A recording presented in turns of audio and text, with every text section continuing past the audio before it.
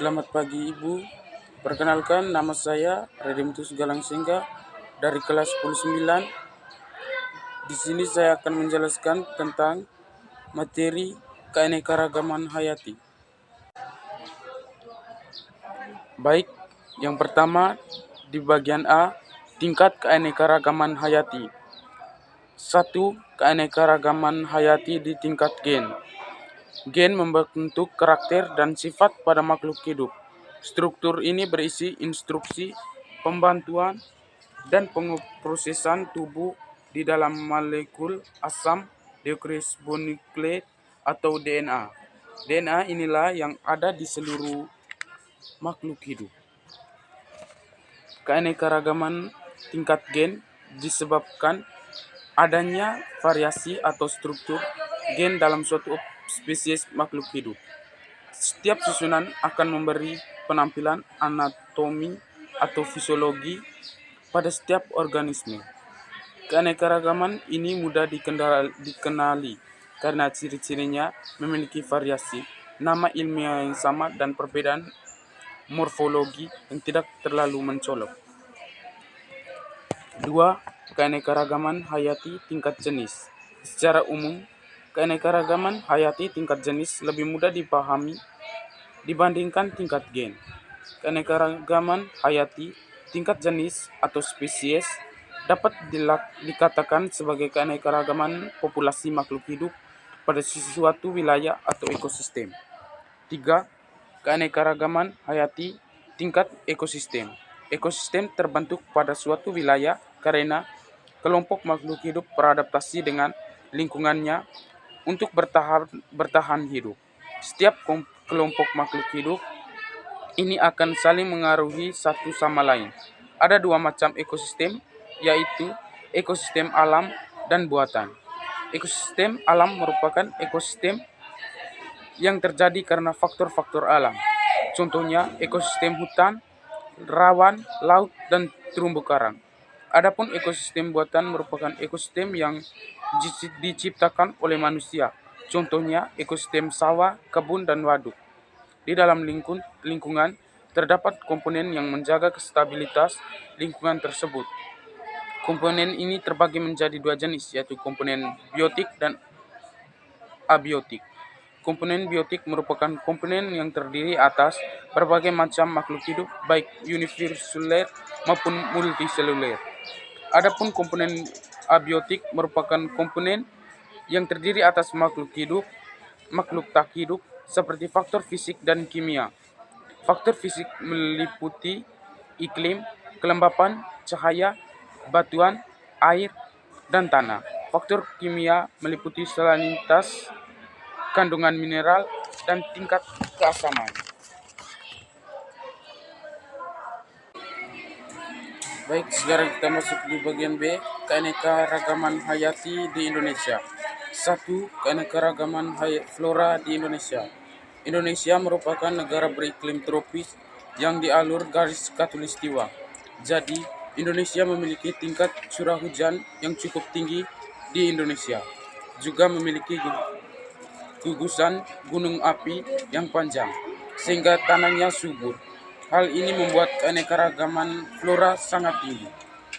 Persebaran flora di Indonesia dibagi berdasarkan garis False dan Weber, sehingga memiliki keunikan.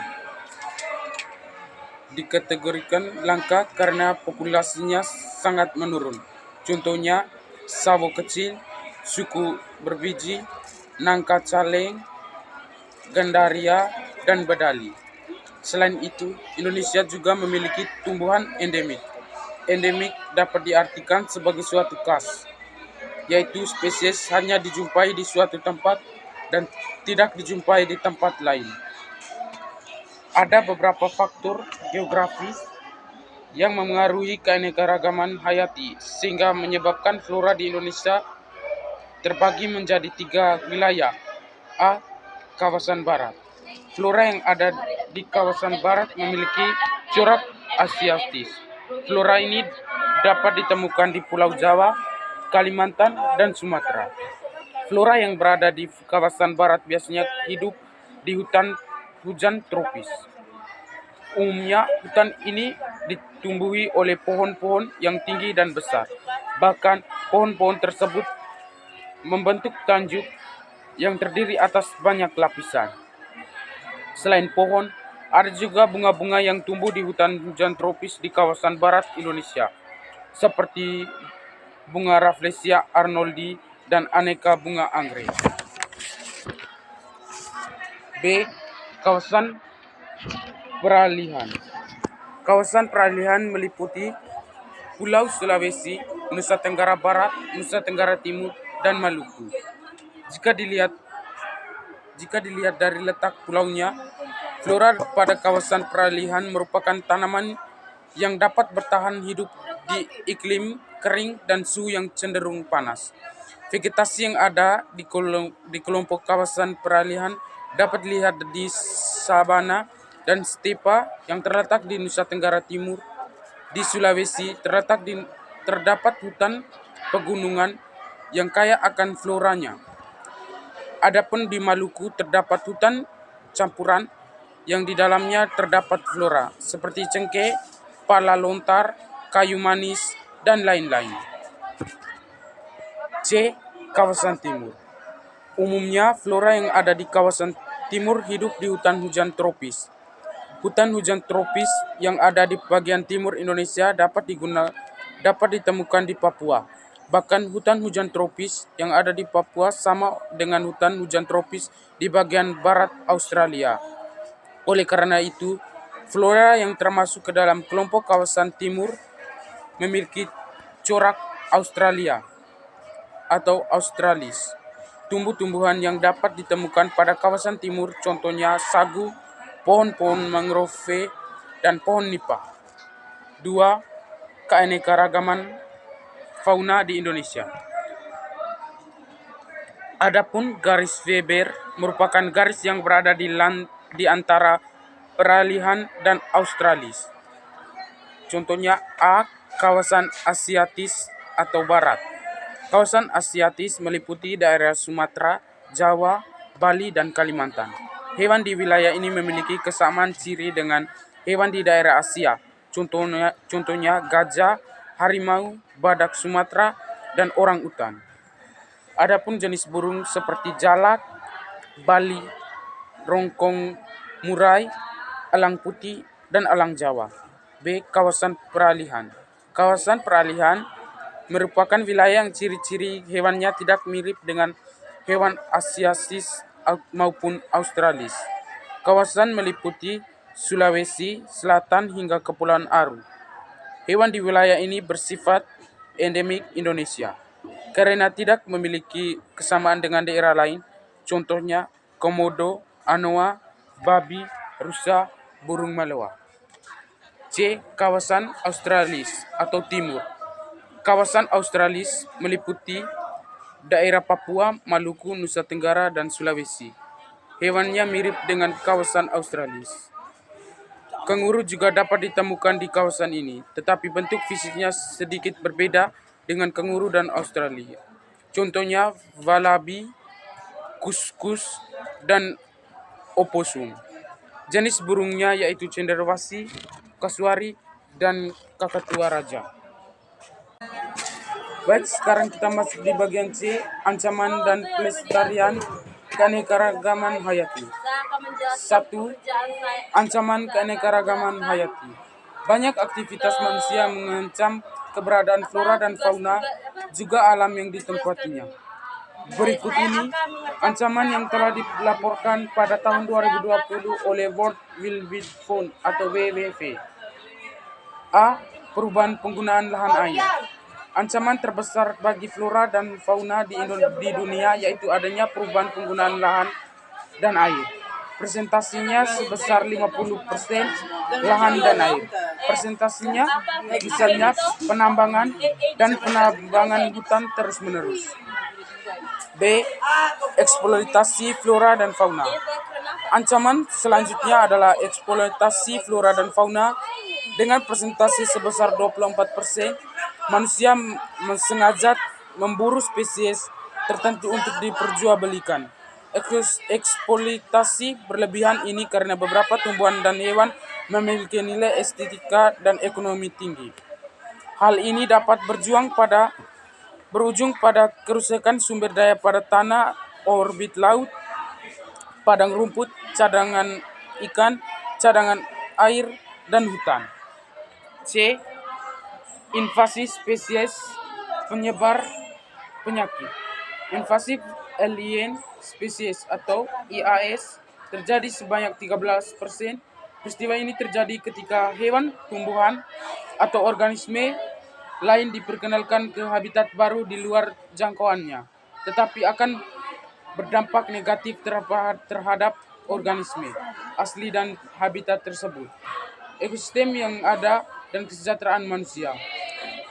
Contoh inovasi alien species atau IAS yaitu pada Arapaima gigas. Arapaima gigas adalah ikan terbesar asli sungai Amazon. Populasinya berkurang karena bertahun-tahun dieksploitasi. Akibatnya, spesies ini masuk ke dalam daftar CITES 2 atau Convention on International Treaty in Endangered Species of Wild Fauna and Flora. Spesies ini dikenal sebagai IAS dan telah menginvasi daerah Bolivia di Amazon pada awal dekade 1970-an. Spesies ini juga menjadi ancaman invasitis di Indonesia karena telah dilepaskan sebanyak 18 ekor ke Sungai Brantas, Jawa Timur. D. Polusi dan perubahan iklim. Perubahan iklim antropogenik merupakan perubahan iklim yang disebabkan manusia. Hal ini memicu penurunan keanekaragaman hayati karena mengubah distribusi dan jumlah biota laut maupun darat. Juga mengancam ketahanan spesies langka dan endemik. Hal ini dipengaruhi oleh pemicu lainnya seperti penebangan hutan, penangkapan ikan berlebihan atau overfish, dan kebakaran hutan. 2. Pelestarian keanekaragaman hayati. Seluruh makhluk hidup di bumi harus dijaga dengan segala upaya agar tidak punah. A. Pelestarian in situ. Metode in situ merupakan upaya pelestarian keanekaragaman hayati yang langsung dilakukan pada habitat asli flora dan fauna. Umumnya dilakukan dengan pembuatan suaka marga satwa, cagar alam, hutan suaka alam, dan taman nasional. 1. Suaka marga satwa merupakan cagar alam yang secara khusus digunakan untuk melindungi binatang liar di dalamnya. 2. Cagar alam merupakan kawasan suaka alam yang memiliki khasasan tumbuhan, satwa, dan ekosistem. 3. Hutan suaka alam atau hutan lindung merupakan kawasan yang berfungsi sebagai pengawetan keanekaragaman tumbuhan dan satwa. 4. Taman nasional merupakan kawasan pelestarian alam yang mempunyai ekosistem asli dan dikelola dengan sistem zonasi untuk beberapa tujuan. B. Pelestarian ex situ. Metode ex situ merupakan metode pelestarian keanekaragaman hayati untuk konservasi. Perlindungan dan perkembangan metode ini dilakukan terutama saat ekosistem habitat asli sudah hancur total maupun rusak. Jadi, membutuhkan waktu agar dapat ditinggali kembali. Contohnya, kebun binatang, taman safari, dan taman hutan raya. 1. Kebun binatang. Kebun binatang atau taman marga satwa merupakan pelestarian keanekaragaman hayati dengan merawat hewan di dalam lingkungan buatan dan dipertunjukkan kepada publik. Fungsinya untuk reaksi pendidikan dan riset, juga sebagai tempat konservasi satwa yang terancam punah. Taman safari merupakan tempat wisata berwawasan lingkungan yang berorientasi pada habitat satwa di dalam bebas. Taman hutan raya merupakan kawasan pelestarian alam yang bertujuan sebagai koleksi tumbuhan dan hewan mencakup asli Indonesia maupun bukan asli Indonesia. Jadi habitat tiap ekosistem dapat terbentuk secara alami maupun buatan. Sekian dan terima kasih atas penjelasan materi dari saya. Selamat pagi.